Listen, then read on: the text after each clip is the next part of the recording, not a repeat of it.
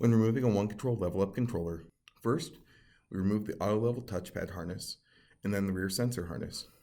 Then, remove 6-pin and 9-pin power unit controller harness.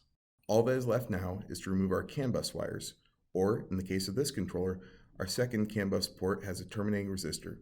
Set this terminating resistor aside for use in your replacement controller.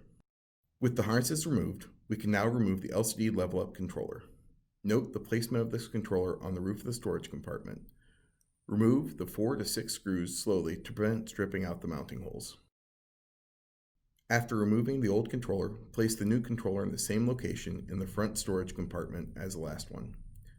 Take note that the arrow needs to be facing towards the front of the unit and the label should be facing downwards. Secure the new controller in place with screws.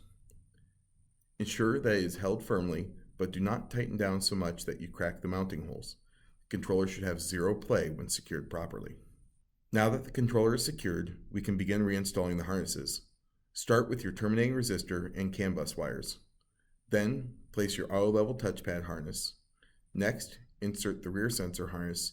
Then, 6-pin and 9-pin power unit controller harness. Now that we've installed the new controller, we need to remove the old one from our touchpad's memory if we have a V3 one-control touchpad like the one shown. To do this, go into Settings and select Resync Devices. Then press OK and confirm your choice to clear out the old controller and acknowledge the new one. If you have a V2 or older model, you can skip this step. When you press to go home, the screen should prompt you to set 0 point for the new controller. This will be the setting that the controller perceives as level.